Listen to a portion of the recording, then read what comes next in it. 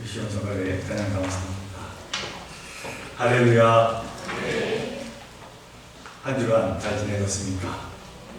네, 오늘도 이렇게 하나님을 사모하여 주님 전에 나온 여러분 위해 하나님의 크신 사랑과 평강이 충만하기를 간절히 축원드립니다.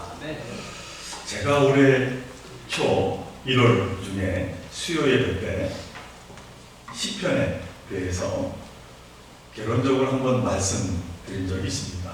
그리고 지난 6월에 우리 지구연합 예배 때에도 우리 지구장을 통해서 짧게나마 시편에 대해서 함께 공부한 적이 아마 있으리라 생각이 됩니다만은, 시편이란 한마디로 말하면 하나님의 구원하심을 시로 고백한 모음집이 바로 시편이다, 이렇게 말씀을 드릴 수 있습니다.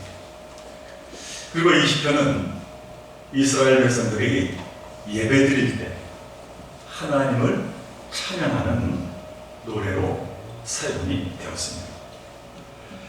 일반적으로 시편이 1편부터 150편까지 있습니다만, 그 내용을 이렇게 분리해보면 크게 세 가지가 있습니다.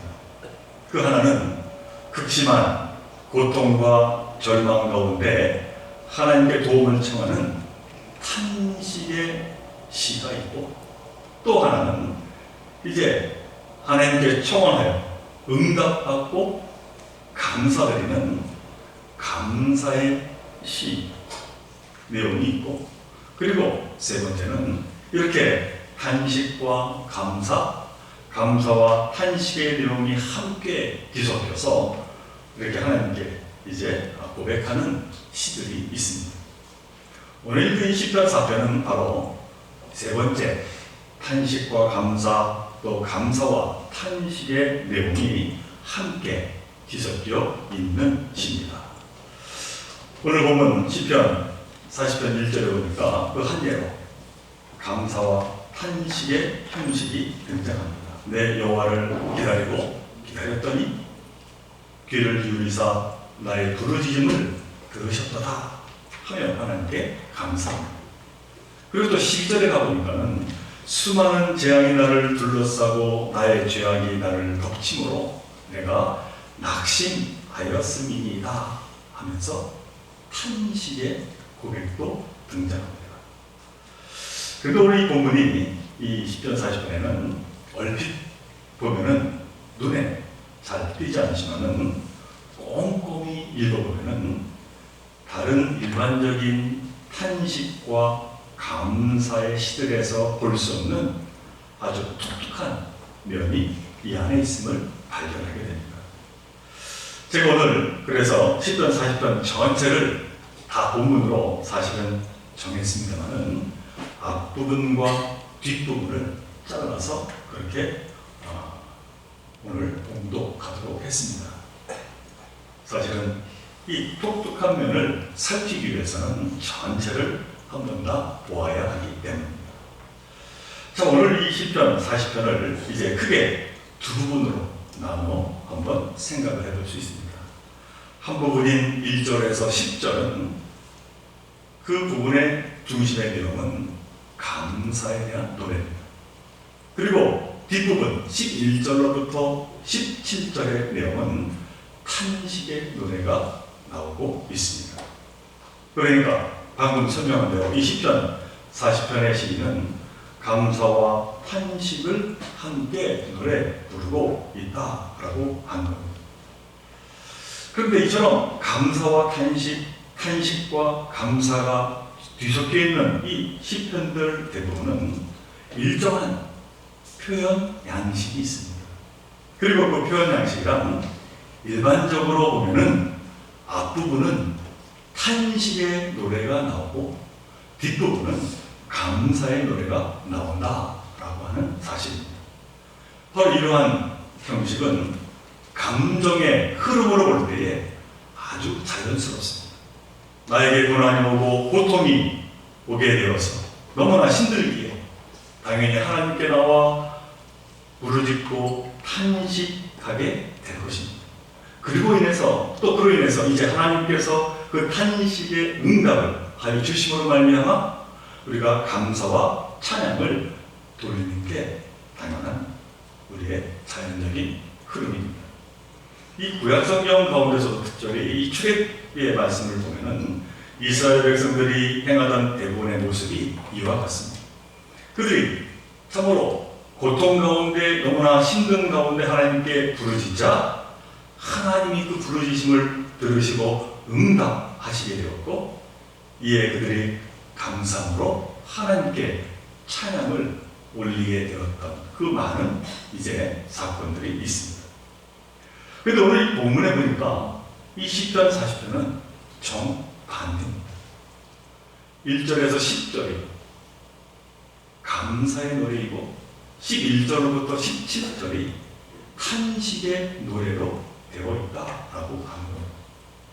그러니까 부르짖고 탄식하고 응답을 받음으로 감사하는 것이 아니라 먼저 감사의 노래를 부른 다음에 다시 탄식하고 부르짖고 있다라고 하는 그 참으로 감정적으로 볼 때 어색하고 부자연스러운 말씀이 이 시편의 40편의 말씀이다 라고 하는 겁니다. 그렇지만 우리가 알고 있는 이 시의 시인인 다윗은 정신이 나갔거나 감정적으로 무슨 문제가 있거나 그렇게 해서 반대로 그렇게 노래하지는 않았을 겁니다. 다시 말하면 그럴 만한 이유가 있었기에 이 시편 40편이 감사하고 그 다음 탄식하게 되었다라고 하는 것입니다.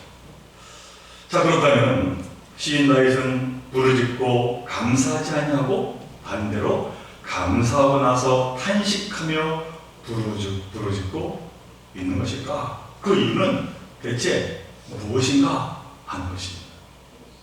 이 말씀 가운데서 저와 여러분들이 함께 은혜를 나누었으면 합니다. 오늘 보면 이 시편 40편은 여호와를 기다렸더니 라고 하는 말로 시작합니다. 한마디로 전심으로 기다렸다는 것입니다. 온 마음을 다 쏟아서 하나님을 바라봤다는 것입니다. 우리는 여기서 당연히 물어야 할 질문이 있는데, 그것은 왜 시인은 이토록 온 마음을 다하여 하나님을 기다렸을까 하는 그런 질문입니다. 왜 이 시인은 그렇게 하나님을 기다렸겠습니까?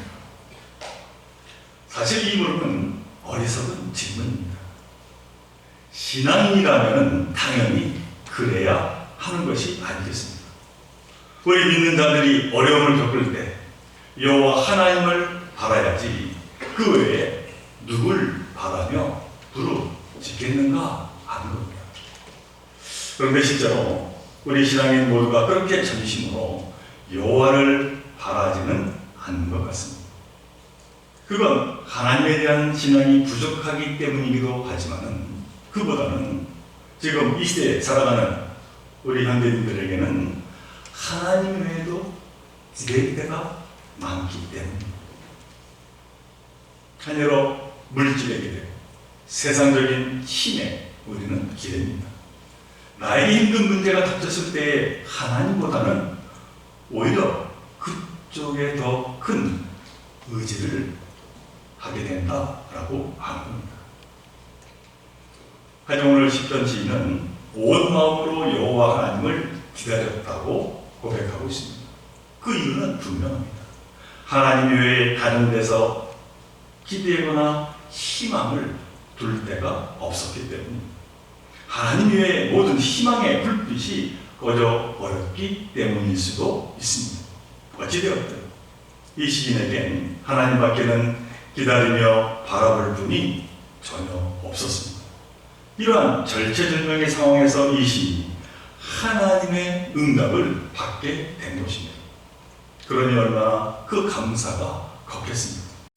그래서 1절에서 10절은 그것을 표현한 감사의 노래로 계속 이제 고백되어지고 있습니다.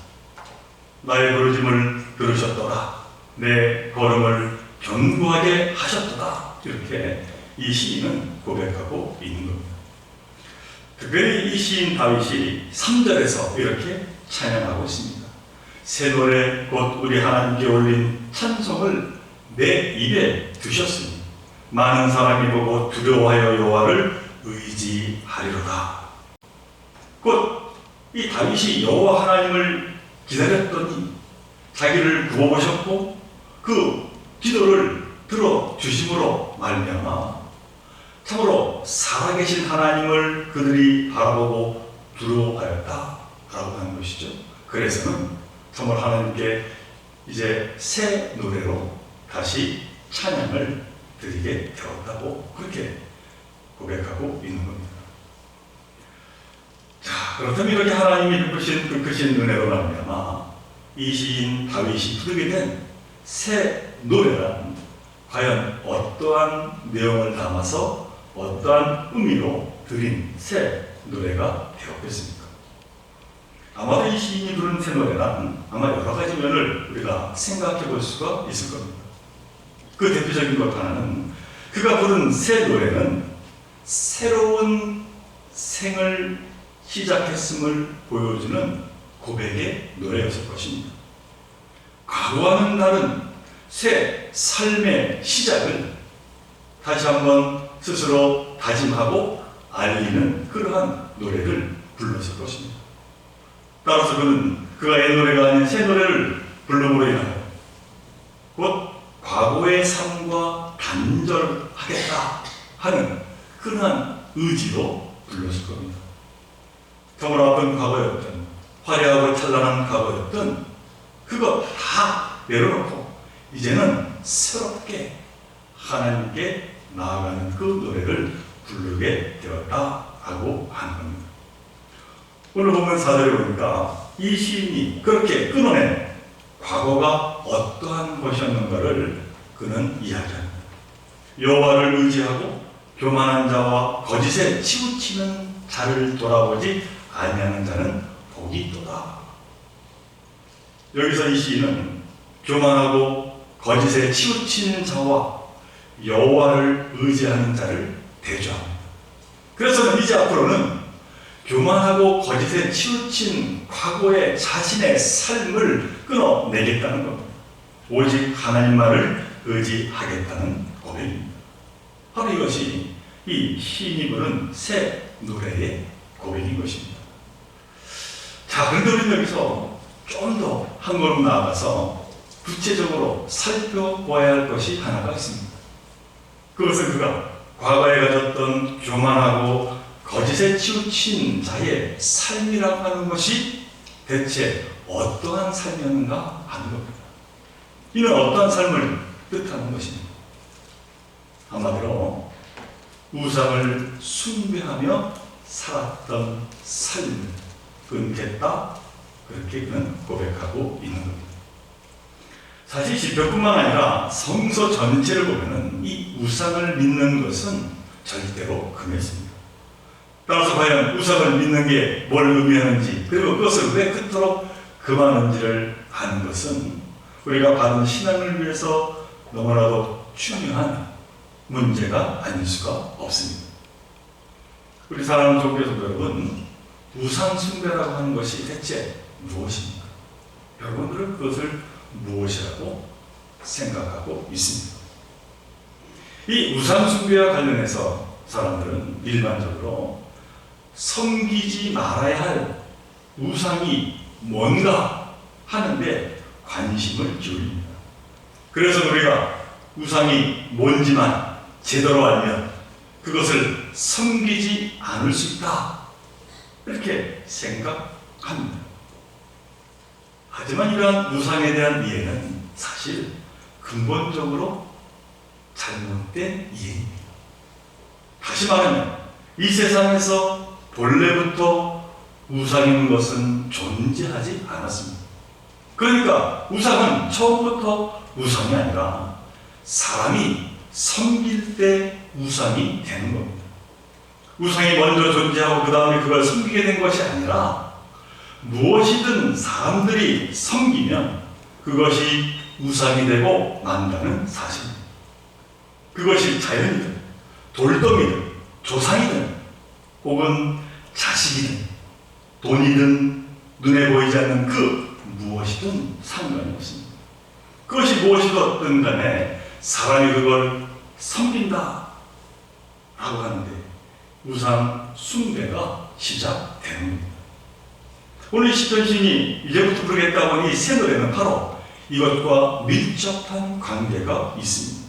그가 부르는 새 노래는 교만함을 버리고 앞으로 그 무엇인가를 우상으로 섬기지 않으며 오로지 여호와 하나님을 의지하겠다고 하는 그 각오의 표현으로 새 노래를 불렀다라고 하는 사실입니다. 그렇게 이제 고백하며 살아갈 때 자신에게 주어지는 하나님의 은총이 얼마나 큰지 그는 5절에서 이렇게 노래하고 있습니다. 주께서 행하신 기적이 너무 많아 그 수를 셀 수도 없나이다. 너무나 많은 기적으로 자신의 삶을 축복해 주신다는 것입니다. 사랑하는 족계도 여러분, 세상적인 것에 매여 교만하고 거짓된 것에 치우쳐 그것을 섬기며 우상으로 만들어가는 삶에서 벗어나서 오로지 하나님을 의지하고 살아가는 그 귀한 삶을 살아가시기를 간절히 바랍니다. 그 믿음으로 살아갈 때 하나님은 우리의 힘이 되어주시고 우리에게 참된 축복을 부어주실 줄로 믿습니다. 이처럼 밝고 따뜻한 감사와 찬양의 새 노래가 오늘 시편 40편 1절에서 10절까지 계속해서 흐르고 있습니다. 그런데 도리어 이러한 감사의 분위기가 일순간에 어두워졌습니다. 새 노래를 부르겠다고 소리 높여 외친 다음 예기치 않은 탄식의 노래가 시작이 된 겁니다. 마치 무대 위를 환하게 비치던 조명이 일시에 꺼져서 깜깜해졌습니다. 이제 무대 위에서 신라 같은 한 줄기 빛도 찾아볼 수가 없는 겁니다. 환희에 차서 새 노래를 부르던 시인 다윗이 느닷없이 서름에 북받쳐서 이렇게 울부짖고 있습니다. 오늘 그 본문 11절 이하 말씀, 이 말씀은 좀 더 쉽게 이해하기 위해서 제가 공동번역 성경으로 다시 한번 읽어드립니다. 여호와여, 당신의 그 인자심 나에게서 거두지 마시고 그 진실한 사랑으로 이 몸을 언제나 지켜주소서. 이르다 헤아릴 수 없는 재난이 이 몸을 에워쌌사옵나이다. 머리카락보다도 많은 나의 죄에 벌미가 잡혀 낙심천만 눈앞이 캄캄합니다. 여호와여, 너그러이 오시어 건져주소서. 어서 빨리 오시어 나를 도와주소서. 이 목숨을 노리는 자들이 부끄러워 얼굴을 못 들게 하소서. 고생하는 이 모양을 보고 좋아하는 자들이 창피를 당하고 도망치게 하소서. 깔깔대며 나를 조사하는 자로 하여금 너무나 부끄러워 넋을 잃게 하소서. 이렇게 탄식하며 고백하고 있는 겁니다. 감사의 시가 어느샌가 사라지고 부르짖는 탄식의 노래가 등장하게 된 겁니다. 여호와여, 너그러이 오시어 건져주소서. 어서 빨리 오시어 나를 도와주소서. 내가 심히 낙심하였음이니이다. 너무나도 고통스러운 심정, 그로 인한 절절한 탄식을 그는 지금 토로하고 있는 겁니다. 또 시인은 이 원수에 대해서도 복수하고 싶은 마음도 숨기지 않습니다. 이 목숨을 노리는 자들이 부끄러워 얼굴도 못 들게 하소서. 하하하며 나를 조사하는 자로 하여금 너무나 부끄러운 넋을 잃게 하소서. 시인 다윗은 왜 이렇게 갑자기 탄식의 노래를 하고 있는 것일까? 도대체 왜 감사와 찬양의 새 노래를 부르고 나서 이와 같은 절절한 탄식의 노래를 부르지 않을 수가 없었는가? 라고 하는 겁니다. 이 물음에 대한 대답은 의외로 아주 단순합니다. 그 답은 이 시인에게 실제로 이러한 일이 일어났기 때문입니다. 시인은 죽음의 구렁텅이에 빠져서 살려달라고 하나님께 부르짖었고 그러니까 응답받아 구원을 받은 경험이 있습니다. 그래서 그는 구원받은 기쁨을 노래에 실어 감사와 찬양의 노래를 불렀습니다. 그리고 그는 그 경험을 통해 하나님에 대한 새로운 믿음을 갖게 됐습니다. 우상을 섬기지 않고 오로지 하나님만을 의지하겠다고 다짐을 했습니다. 하지만 이러한 것들이 다시는 죽음의 구렁텅이에 빠지지 않으리라고 하는 보장을 주지는 않는다라고 하는 사실입니다. 시인을 포함해서 그 누구에게나 이와 비슷한 일이 계속해서 반복이 될 것입니다. 원치 않는 고난에서 하나님의 도우심으로 구원을 받았지만 또다시 그 같은 고통스러운 일을 겪게 될 것입니다. 거친 태풍이 지나갔지만 또 이어서 예측할 수 없는 태풍이 갑자기 우리에게 다가오듯이 우리는 이 고통의 삶을 계속 살아갈 수밖에 없는 겁니다. 이것이 우리의 인생사임을 오늘 다윗은 자신의 삶을 이제 살아가면서 깨닫게 되었고 그렇게 고백하고 있는 겁니다. 어떤 의미에서 우리 기독교인의 삶은 고난의 연속이라 할 수 있습니다. 사실 기독교인이 아니었다면 겪지 않을 그러한 고난도 겪기도 합니다. 그 대표적인 인물들이 예수님의 제자들이 아니겠습니까? 이처럼 저와 여러분들에게 고난은 아마도 하나님의 품에 안겨서 영원한 안식을 누리기 전까지는 계속해서 나에게 다가오게 될 겁니다. 누구도 예외는 없습니다. 그러나 비온 뒤에 땅이 더욱 단단히 굳어지듯이 우리의 믿음은 더욱 강건하게 될 것입니다. 사랑을 받아본 사람이 사랑할 줄 아는 겁니다. 죽음의 구렁텅이에 빠졌다가 하나님의 위해 구원 받아본 사람은, 그래서 새 노래를 불러본 사람은 그와 비슷한 고난이 다시 닥쳐왔을지라도 전과 같이 맥없이 절망하지 않고 그 고통을 이겨나가게 될 것이다 라고 하는 말씀입니다. 오히려 그 안에서 하나님의 뜻을 살피며 더욱 성숙한 삶, 소망의 삶을 이루어가게 될 것이다 라고 하는 겁니다. 이것이 바로 하나님이 우리에게 베푸시는 은혜요 은총임을 우리는 언제나 잊지 말아야 할 겁니다. 오늘 시인은 16절에서 탄식 가운데서 이렇게 노래하고 있습니다. 주를 찾는 자는 다 주 안에서 즐거워하고 기뻐하게 하시며 주의 구원을 사랑하는 자는 항상 말하기를 여호와는 위대하시다 하게 하소서. 이 고백은 하나님의 그 크신 사랑을 경험한 이 시인 자신의 고백입니다. 그러니까 결국 그 모든 고난 뒤에 분명 하나님의 크신 은총이 있어 즐거워하고 기뻐하게 될 것이라는 것입니다.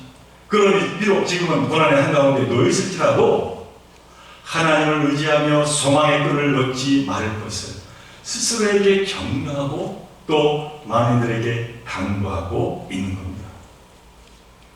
요한복음 16장 32절로 33절에서 예수님이 이렇게 우리에게 말씀하셨습니다.